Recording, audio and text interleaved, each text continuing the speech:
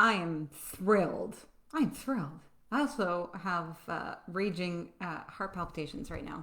I don't know why that is. I think I've shared with you many times. It doesn't matter how many times I sit down and record anything, I still get heart palpitations like it's the very first time I did it. I don't know why, but we're just going to embrace it and say it's because I'm still passionate. But today's topic is so, and maybe this is why I'm having palpitations. Today's topic is so near and dear to my heart.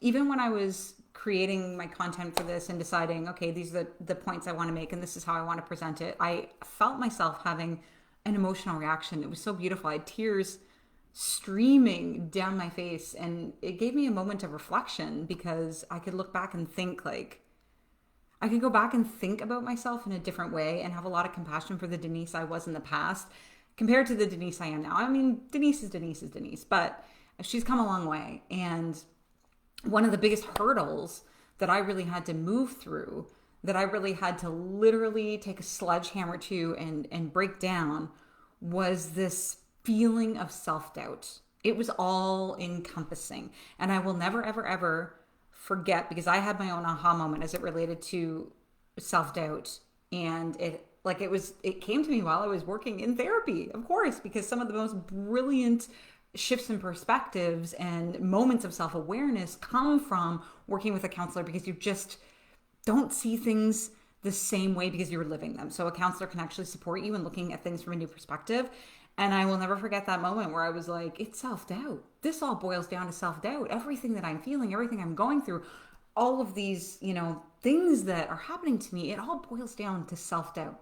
And that's why this topic, A, is really close to who I am, and B, is so important, because without you even realizing it, because a lot of self-doubt lives in the subconscious, you don't even know what's running the show, and it's running in the background, is holding you back from living the life you want, from having the future that you want, the future that you deserve. And I'm hoping that by going through this and sharing a little bit about what worked for me and a little bit about self-doubt just in general, you'll start to have a restored and a renewed sense of hope and optimism about what's possible, about what you're capable of, and start making life happen for you as opposed to letting life happen to you. Let that sink in. You're going to start having life happen for you as opposed to letting life happen to you. And this shift will just change your life in the biggest way. So without further ado, we're going to talk about self-doubt today. And again, I'm excited because I want you to have the same freedom that I had once I discovered this about myself. It was like once I did, I like kicked down the door, and my whole life started to change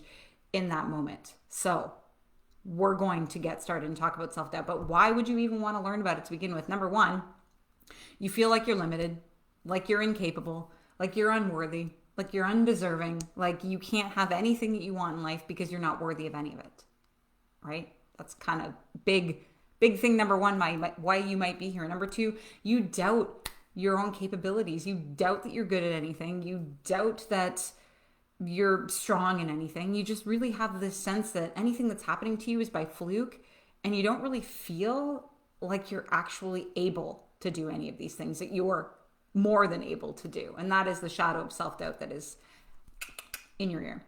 You're minimizing your own talents and your own strengths, and you're not even really thinking or giving yourself credit for how smart you truly are or how unique and amazing you are. You discount it, you minimize it, and you're tired of it.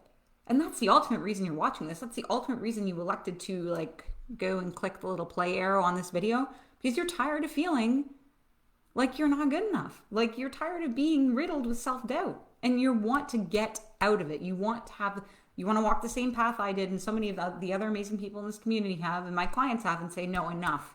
I'm ready to start feeling worthy. I'm ready to stop doubting my capabilities and start making a life for myself. So with that, let's start with the definition. I have two for you. They're both kind of the same, but I like to get a couple definitions, get a couple different flavors. The first is from Good Therapy. It says that self-doubt can be understood as a feeling of uncertainty regarding one or more aspects of the self. So that's kind of like broad, like an overarching theme that you're going to see here today. Now, another one that was, I don't know the first name of the reference. It just said Braslow. And Braslow says that self-doubt is a state of uncertainty about the truth of anything. It could be about your thoughts, beliefs, emotions, opinions, decisions, self-views, or any truth you hold in your mind. You have a sense that you were unstable, right? I think that really kind of encapsulates and gives a better definition of what self-doubt truly is. And the most interesting part about the feelings of self-doubt is that more often than not, they're actually subconscious. And I think I had mentioned that in the beginning, in the intro of this video, is that they're so deeply rooted in the subconscious that you don't even actually understand that they are driving the show, because oftentimes it's like it's driving, but it's like so beneath the surface. And what tends to happen is your ego mind, meaning your thoughts, which is like the one thing that's really conscious to you is your own thinking mind. The ego mind is communicating your self-doubt to you through negative thought patterns, like saying things like you've never been successful, Denise, up until this point, changing your life. So why would you even try again? Why would you even put yourself in that position? Like, you already know you're going to fail. You already know you're not going to do what you say you're going to do. You already know that it's impossible. So why are you even bothering to do it? So that's the ego mind talking to you through negative based thoughts. But beneath those negative thoughts, if you start kind of understanding like the root of them and the origin story behind them, then you can start to see, wait a minute, this might be rooted in some serious self-doubt. And we're going to talk a little bit later about where self-doubt even comes from, like what the origin might be for you. And again, this is going to be unique to everybody, but it's going to speak to you through negative thought patterns. So you might not even have made the connection between the ego and the root cause being self-doubt. So, and ultimately the negative thoughts, we all know, those are the ones that we hear the most. They're the loudest. They're like the clang, clang, rattle, bing, bang, gonna make my noise all day. How many times have I quoted Mortimer in these videos? I'm sure there have been multiple times. That's like how I imagine the ego mind to be, being really loud and obnoxious and over the top, and the thing you hear, and of course you believe because of your thoughts that it must be true. But we all know that you are not your thoughts. Your thoughts are just there. They are on repeat. They are habitual. You've been thinking the same ones over and over and over and over again. But when you start like thinking about the root of those thoughts, then you understand it's all caca. So yeah, you know. And as the definition really of self-doubt says, this all boils down to questioning your own truth. You've lost trust in yourself one way or another. You've lost trust in the path that you've been taking, and you are ultimately kind of feeling like you're incapable because you've lost that sense of trust. And for me, from like a spiritual perspective, from a spiritual standpoint, because I love to throw in the spiritual, you know, I'm a very spiritual gal. But from that standpoint, self-doubt could be a sign or an invitation to begin doing some inner exploration and get back to your truest nature, your very essence. It's an invitation. And when I'm talking about all of these topics, these are all invitations. They're nothing to be ashamed about. If you're struggling with self-doubt in a really big way and it's really deep in you, it's nothing to be ashamed about. It's an invitation. I want you to look at all of these topics that I do as invitations to explore deeper, especially if they really speak to you and they really perk up your ears and there's something that you really connect with. So let's talk about a few signs that you might be struggling with self-doubt. I'm going to just kind of go through these quickly because, again, because self-doubt tends to be really, really subconscious and you're not like, I'm full of doubt of myself. Like you haven't put those two things together. I want to kind of give you a few of the signs. So some of these could be low self-esteem. If you're always seeking external validation or external like approval or reassurance, like if you're trying to make a decision about something, you're asking your mom, your dad, your partner, your friends, your colleagues, you're asking everyone for their input because you don't have that trust in yourself to make a good decision. So you're trying to get all of these opinions, which really, if we're being honest, just makes you feel more confused than anything else, right? So you're looking for consistent validation. You're looking for consistent praise. You cannot take a compliment to save your life. If someone is like, wow, your hair looks great today, you're like, oh, this? No, it's a freaking mess. Or if they compliment you on a presentation, well done. If you're like, man, you really killed that presentation, you're going to be like, no, I screwed up here and here and here and here. Difficulty with taking that compliment could have its root in self-doubt, right? Taking credit for your accomplishments feels really uncomfortable. Again, I go back to the example I just used with being told you just did amazing on a presentation and you're like, nah, it was nothing. Like, it wasn't me. There were so many things wrong with that, right? Self-doubt, I'm telling you. You outright just don't feel good enough for the blessings you have in your life. Like you could be wonderfully blessed with so many good things, but you feel like you don't deserve any of them. And you feel like you shouldn't have them. Don't be a shithole. You should have them. They're yours to have, right? So really, before we can kind of move forward and before we can kind of explore how to go through and how to release some of this self-doubt, because that's really what I want for you. I want you to start breaking some of this up. Like, imagine it like gardening, like breaking up the soil and making it so it's all nice so you can start planting new things in it. That's what we're trying to achieve here with this self-doubt piece. We want you to start to kind of break some of it up little by little. And trust me, it's a process. I know it took it wasn't like I just realized that self-doubt was something I was being really challenged with. It took some time to get through it, right? This is a process. This is going to take time.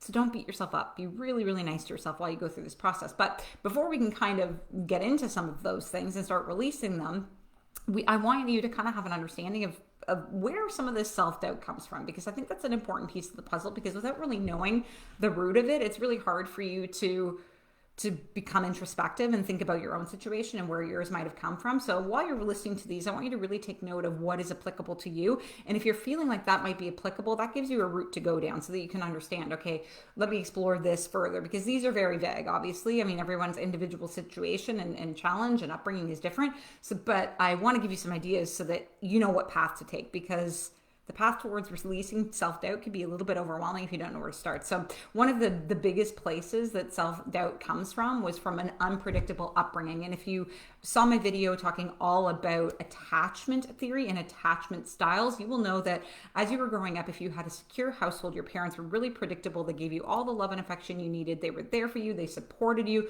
They were your biggest cheerleaders. They were like rah, rah, rah. You were very connected. They were very affectionate.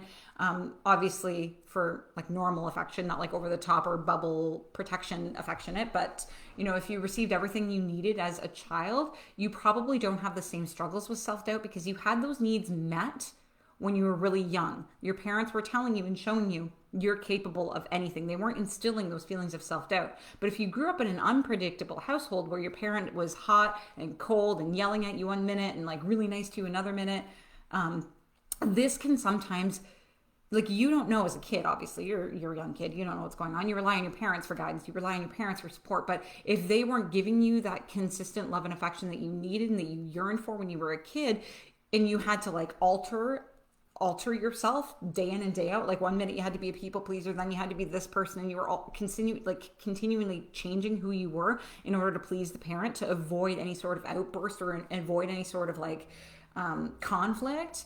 And this will ring especially true for those people pleasers that are people pleasers because they never knew what parent they were going to get. So they just tried to be like the perfect little kid all the time.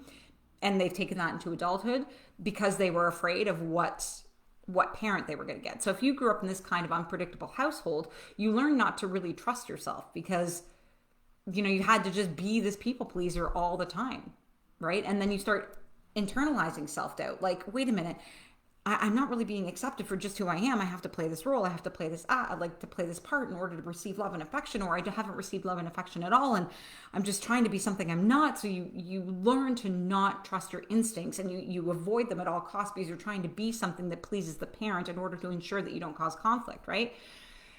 And this wasn't your fault.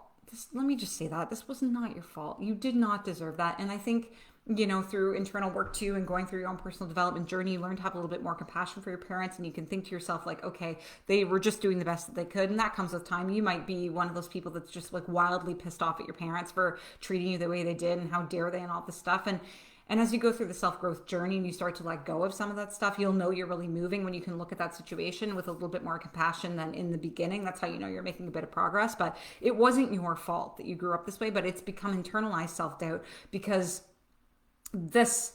you just grew up and you had to perform to receive love. So you don't even trust yourself, right? So, and I know, even though this feels like it's going to last a lifetime, it feels like you're never going to be able to banish this feeling of self-doubt or get over what happened to you when you were a kid or forgive your parents for all this stuff. It does come with time. I want you to know that. It does come with time. Little by little, you begin to release. But that unpredictable household or that unpredictable upbringing has a lot to do with self-doubt presenting itself in the now. So look back and think about it. Think about your upbringing. Think about your parents. Think about everything, and it might be a little painful to do so. So if that's the case, please give yourself a lot of tender love and care and give yourself some space to kind of go through that and sift through that and kind of go through those boxes and understand how they're impacting you today. But that is a big driver of self-doubt, big time. The second is that you're just too hard on yourself. Okay. And this you being hard on yourself could again be driven by an unpredictable household, but this is also something that has been learned through your upbringing, through society. And if you think about it, like society has been telling you to grind from like the time you were born, like all through your life. Grind, work hard to the point of exhaustion almost. If you're not working hard and if you're not go consistently, you're lazy, you're soft, you're never going to be able to like be tough in this world. And it's all very masculine, right?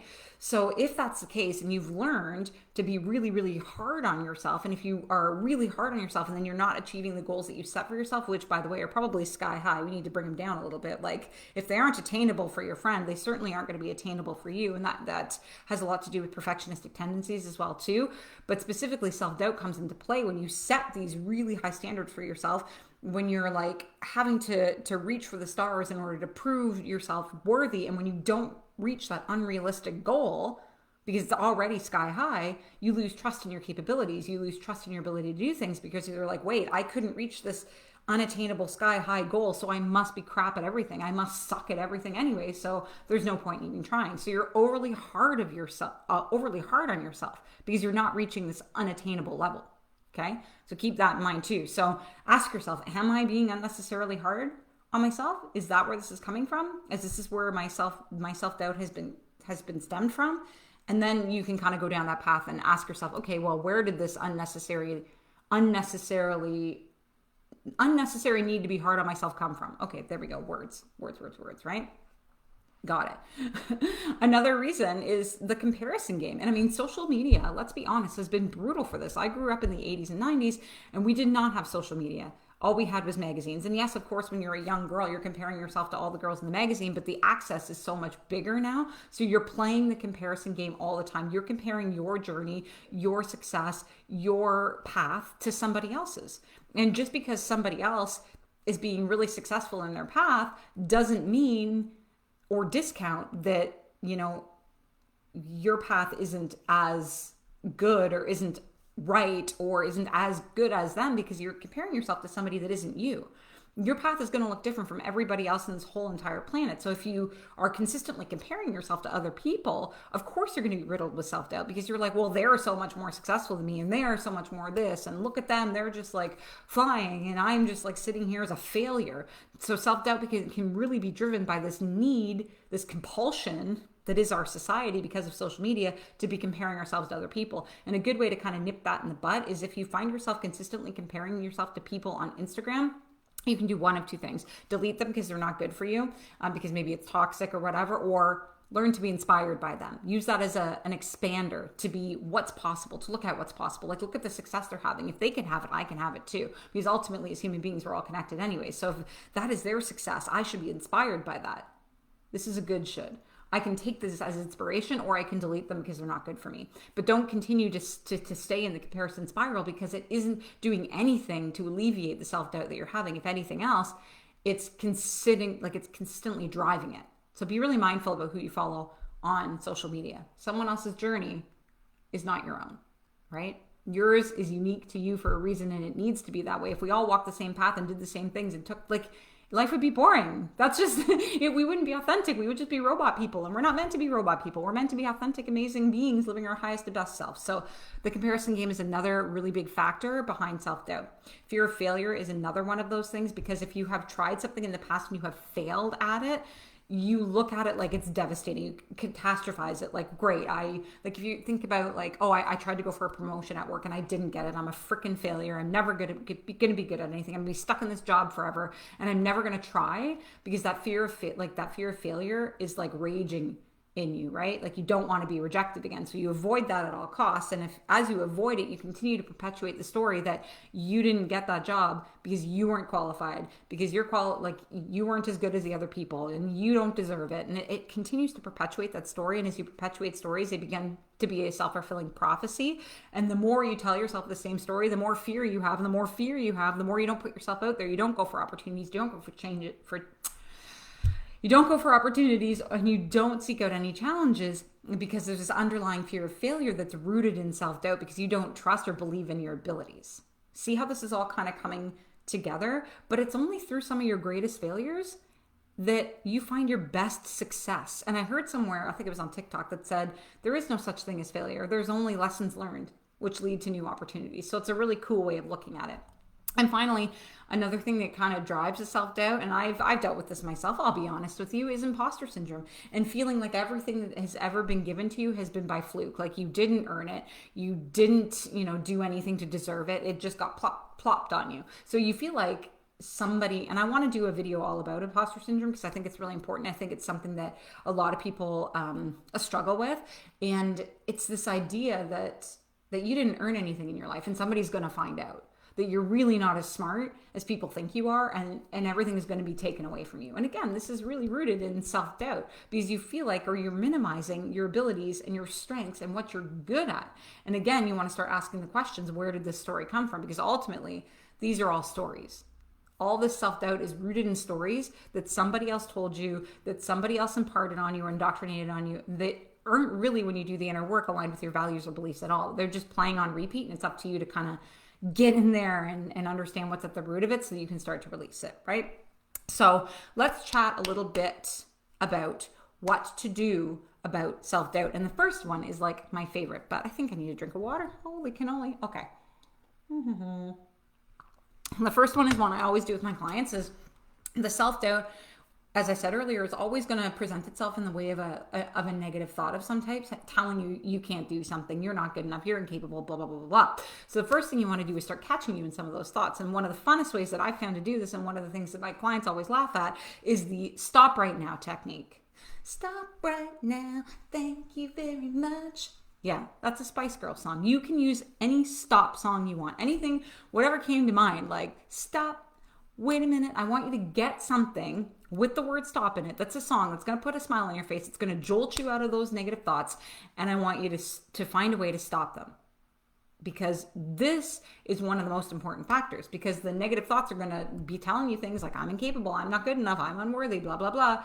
So do what you can to stop yourself in the moment. By singing a fun song, by like saying the word stop out loud. And even though it seems silly, again, it's going to put a smile on your face, right? And it's going to get you to stop the cycle and challenge the thought that's coming up, right? Because like I said, you are not your thoughts. Your thoughts are a part of you, but they are not telling the ultimate truth. They are not the end all be all. But you have to be able to catch yourself in it before you can do anything about it. So the stop right now technique is a really great one to kind of get your attention and be like, okay, I need to look at this a little bit more. Like, why is this thought happening? What is at the root of it? But you gotta catch yourself in it first. So that's piece of the puzzle number one, the stop right now technique. Number two is take those thoughts to court. This is another one I use with my with my students, with my clients, is what you want to do then is whatever negative thought that is telling you you are incapable, which as we know is the conscious manifestation, or yes, the conscious manifestation of the self-doubt story, is to then challenge those thoughts, challenge that self-doubt. Literally act like, you and the self-doubt are going to court, and you're going to be like, I challenge you because here's all the evidence that I am really good at stuff. I've received 3 promotions in the last 3 years. Like, who am I to say I can't get 10 more promotions? But I've told myself this story that all of these promotions are because I've just been lucky. It's not because of my hard work. It's not because of how amazing I am at my job. It's all luck. And again, imposter syndrome, right, is rooted in self-doubt. You are doubting your own capabilities, your own strengths. And you're like, wait, no. And if you start to explore some of these things that are coming up, these themes that are telling you you're not good enough, and you start to challenge them by presenting yourself with evidence against the habitual thought, the self-doubt story, then you can start to break it. But it means you have to be able to present the good side of things and be like, no, I challenge thee because this is BS, right? And we know that self-doubt can be habitual. It's learned behavior, and you've been doing it for so long that you need to be able to provide yourself with evidence to suggest otherwise. You need to be able to say, no, remember when I accomplished this? Remember when I graduated at the top of my class? Like, that wasn't by accident. You worked hard. You put in effort. You did all the things you needed to do. You took it seriously.